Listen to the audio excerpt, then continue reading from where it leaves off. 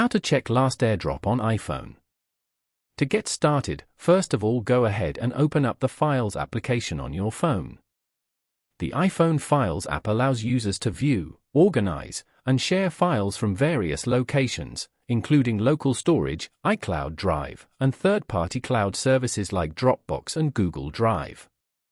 Once you're here, go to the bottom left corner and tap on Recents. You can view all your recently added files over here. On this page, go to the search bar and type in the name of the file you're looking for.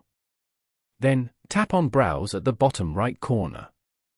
Here, go to On My iPhone in the Locations section. Then, go to the Downloads folder.